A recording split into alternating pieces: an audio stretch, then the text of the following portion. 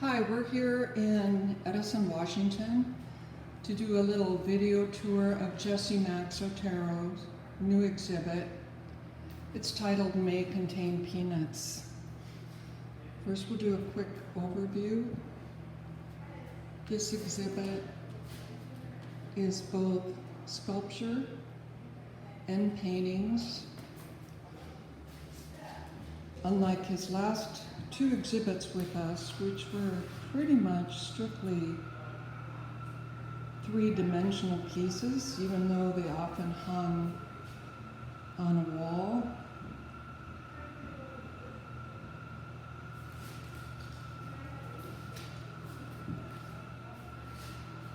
And so Jesse's here with us to talk about his work. Here he is. Hi. Hey, hi Jesse. Thanks for coming. Yeah. He moved recently down to Oregon, so he has to head back home today. So he can't do an in-person talk, but this sometimes is preferred. People always ask us about our videos, so. Yeah. Anyway. Well, it's a little sad. I really do enjoy talking and receiving questions from people and discussions with other artists about what's happening. But yeah, it's interesting. This show sort of happened. It's got a couple of time hallmarks maybe that are important.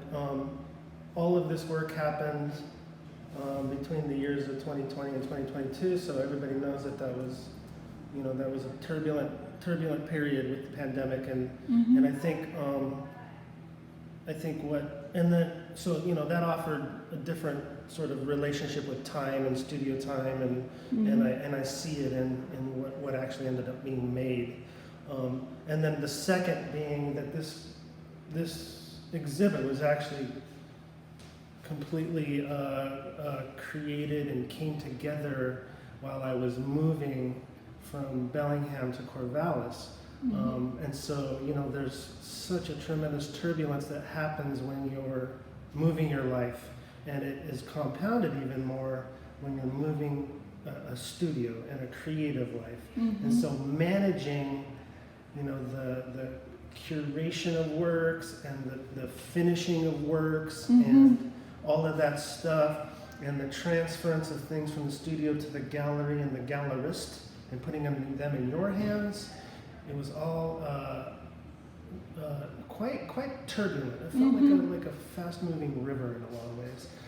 And so it's interesting to see how it all came together, because I think it's beautiful, and I think I'm proud of the work, and I'm especially proud of your contribution and the presentation and the hanging of all of the work. For me, as an artist, a lot of this stuff, you view it as it's kind of leaning against your gallery wall. You don't spend a lot of time with it. And so to see it on walls that I actually have nothing to do with in terms of placement, I become a viewer.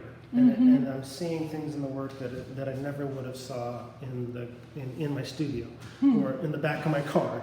So the process of getting work from where it's made to a gallery wall is really a profound experience. And so and so those two things, what the pandemic and its shutdowns and build-ups and shutdowns did to my time in the studio, and then sort of this really energetic last dash to get both a show accomplished and also like a complete moving of my life. Those things had an effect.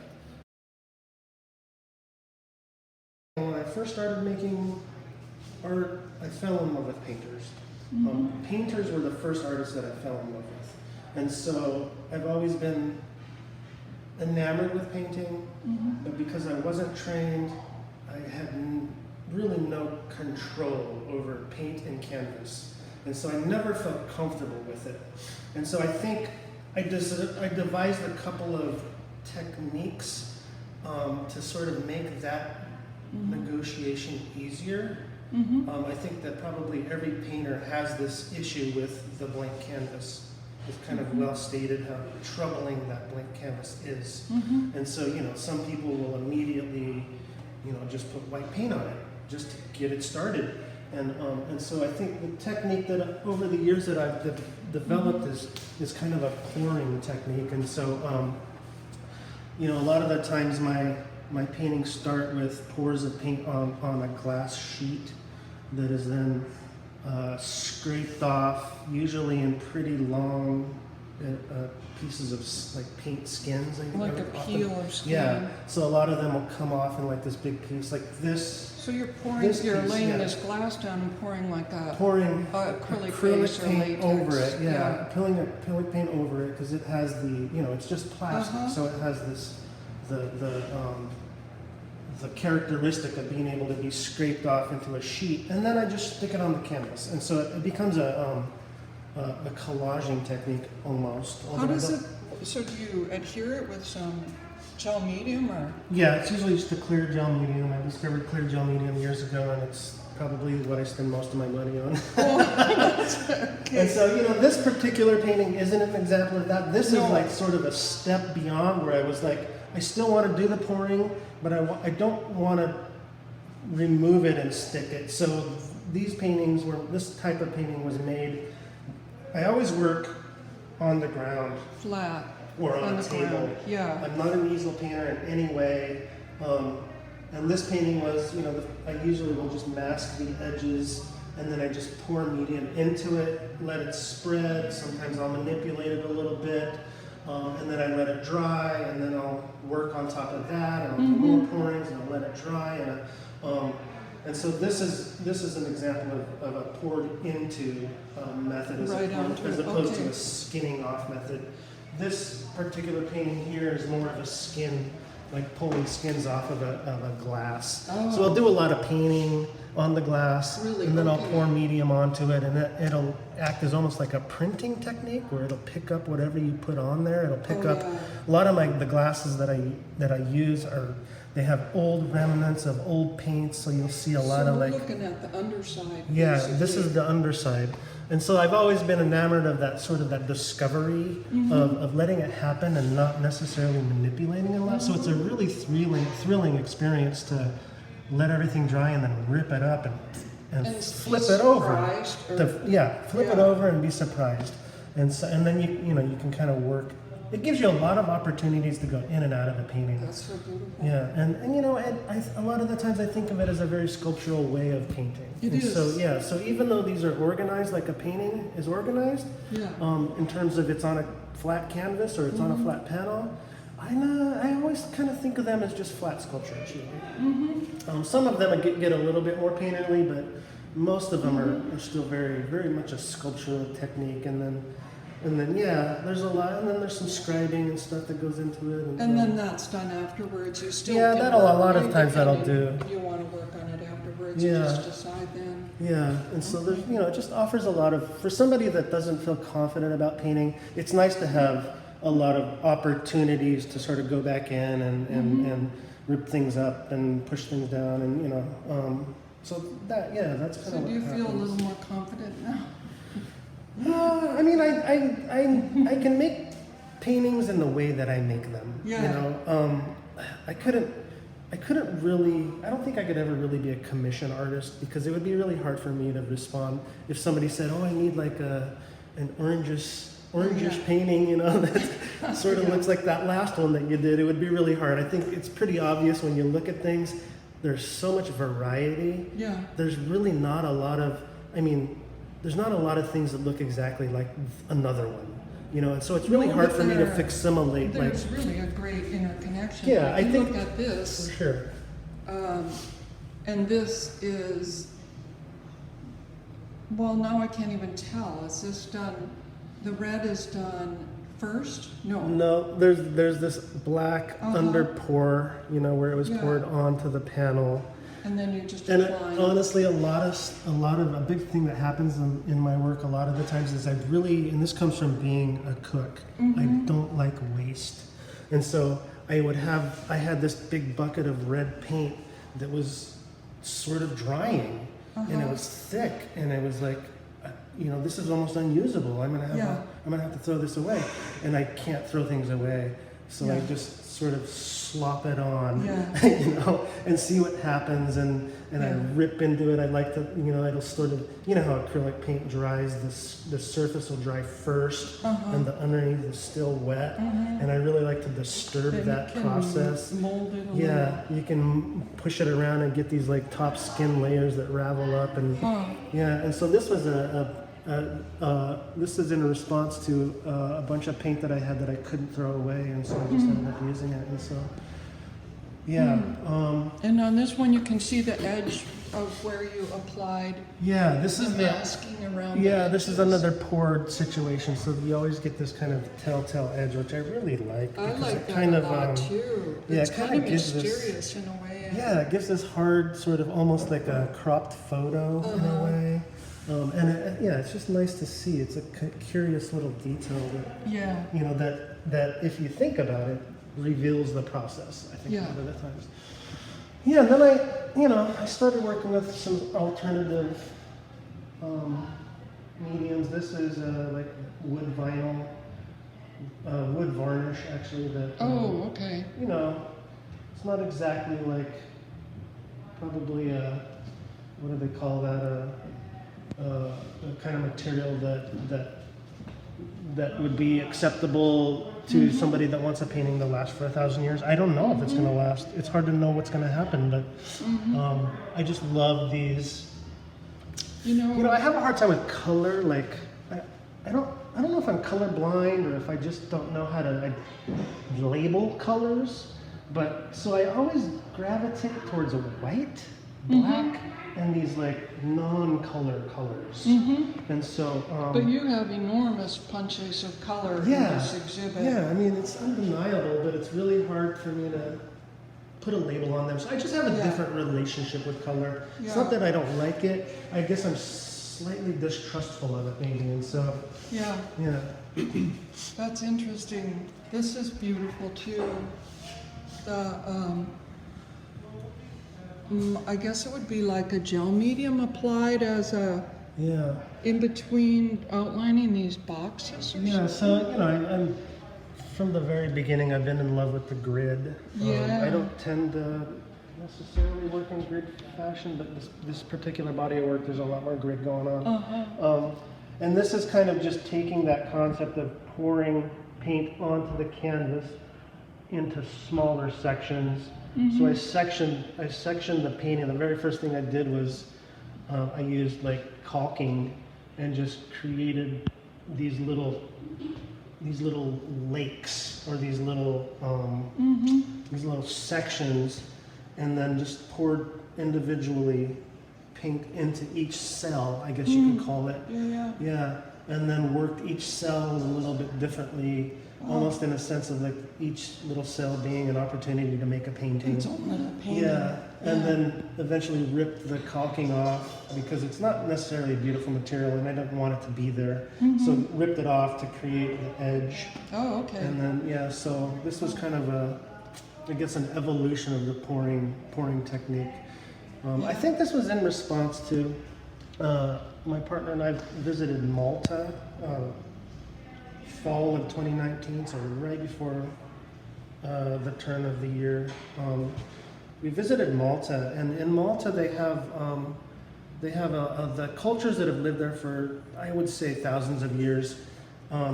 They build little salt, like right on the ocean in the limestone. They carve these little square kind of beds, and they would allow the salt water, the ocean water would sit in come there. in, and then it would recede, and the water would stay behind and eventually evaporate and create salt. And so That's there was your a salt. there was a big salt production. Oh, wow. And so it was a really What just a beautiful way to do it. yeah, somebody that's attracted to the grid, Uh-huh. to see that was really stark and stunning. And I came back with sort of this idea of partitioning and collecting and evaporation and what remains after something evaporates, and you know, that's always been something that I've been interested in, the process of evaporation and what is left behind, kind of the sediment of what's left behind. So I really enjoy like this process of dirtying the medium and letting it evaporate off and then create like, you know, so you get like a lot of this like dirtiness with different types of material, and yeah, and I just really like the exposure of what happens when everything evaporates off. So, That's fascinating. I love that imagery of those salt. What do they call them? Salt beds? I think it's like salt beds or I Yeah. don't remember, but And yeah. then So that was that. And then I was really interested in some of these diptychs that I did as just sort of a opportunity to explore more techniques in different cells, almost like a study. Like let's take this painting and make 2 paintings so that I have more opportunity. and they play off against each other. Yeah, and it's interesting to see how they do play off because I don't think I never thought of them as like one painting. I really did think of them as like tests. Huh. And then eventually you start to become attracted to the way that they do intertwine or play off of each other. And Yeah. I've always been interested in duality and kind of double object and the way that, you know, the meaning of something changes when it's next to something. Yeah. In my sculpture work, I play with a lot of double objects and things like that. So it just kind of Which is, yeah. it's evident in your work, because I find, one thing I love about your work, among many, is that I always feel a dialogue going on between the pieces in a way that is fascinating, where they're so interrelated to me, and nothing feels random, though maybe in the studio it feels random, but there's some underlying spirit or urge or something that makes it interconnected in a really beautiful way. Like this even makes, now that after you told me about those salt beds in Malta, I'm kind of looking at this upper one too. Yeah. Which looks so much like sea and beach and something, I don't know topography what. and Topography. and like I love the smoothness that white makes. Almost like something that's, you know, like we all know what it's like when you wake up in a morning in November and the ground is covered with snow, and the way that it erases detail and creates this ethereal, both with the way it lays on the landscape and also the way that it muffles sound. Oh yeah, that's the most incredible thing. And so when I do things like this, I feel that muffling. Yeah. The muffling, almost a visual muffling. Yeah. And so because it's almost like you're insulating it in a way. Yeah. You know what I mean? Yeah. Like there's color there, but let's There's quiet a it softening. down. Yeah. And I mean that might, like a lot of the times to me it feels like this way of almost like my distrust of my ability to make paintings, the technique of kind of erasure. Of what? Erasure. Oh, erasure. Becomes comforting. Yeah. Like to white something out becomes comforting. Yeah. And then I feel like, okay, now I can do something with color, but then I'm always like comforted by the whiteness of things, you know. Yeah. And so I really got into I think once again I went to like Home Depot and they had a 5-gallon bucket of white paint that had been marked down because it was mistinted or something, and I scooped it up for like $20, and then I just got into like this dipping of things into that bucket, like dipping. Should we hanging go? them. Yeah. Should we go to the bread? Yeah, sure. Because that's really where these develop. Because you're talking about the dipping. Yeah. So the way that, you know, this kind of dipping in and out and letting something dry and then dipping it in and out and letting something dry and doing that process, you know, sometimes dozens, 20 times. Yeah. The way that it, like, kind of again, like that snow analogy, the way it erases detail and creates some organic thing happens when you start filling in like crevices and filling in cracks with like this buildup of paint material and paint material. And I was thinking a lot about the way that paint, acrylic paint especially being a plastic, the way that it kind of just entombs things. Mm-hmm. You know, like we put our, paint them on our walls, and some people have moldy walls, and then they paint it, and it kind of just everything just kind of like freezes everything in, and It's sort true. of this, And that's like especially gallery walls, And right? that's what your bread is doing in here, because this is actually bread inside Yeah, here. so a lot of this, this is just pieces of bread. So I was a baker. Yeah, you for were many at years, the bread farm for 5 years. for many years, and I just at one point like messed up a loaf or something, and it was really like not a good piece of bread, but it had a lot of interesting shape to it, and I just put it in my bag and took it home thinking I might eat it, and then I forgot to eat it, and then it dries out, Yeah. and then eventually it becomes rock hard, and in a sense preserves itself, because you basically dried all of the water out of something, which is water is the thing that makes life happen. And water is the thing that makes mold happen, and water is the thing that makes deterioration happen. And once you get rid of the water, things are as stable as a rock. We've had little sculptures of little like mini bread loaves in the bakery for 3 or 4 years, and they've not a speck of mold on them. And so I'm thinking, how different is really dried out bread from ceramic? It's really not. It's really the same collecting of some ground earth and then combining it with water to make a form, and then getting rid of all of that water to the point where it becomes stable. Like you can find pieces of bread in Egyptian tombs that are Really? yeah, there's If they're kept dry. yeah, if they're kept dry, they will last forever. And so, to me that was fascinating. I was like, the process of ceramics is really interesting to me, but it's the energy consumption that goes into it, and the firing, and the, all of that process is something that I'm not attracted to. I like things to happen a little bit quicker. And so once I started making this connection that dry bread is a lot like fired ceramic. Then it was like, there's no reason it can't be an art object. And so I started just dipping bread in paint, and eventually it became, in a sense, entombed. I love that. And I think it reveals shapes that you might not be able to get out of any other material, because it's really hard for ceramic, because what happens when you bake bread is, it rises, it expands. And so you get this expansion look that you couldn't get that in ceramics. You could make something that looks like it expands, but you're making it look like that instead of actually having it happen.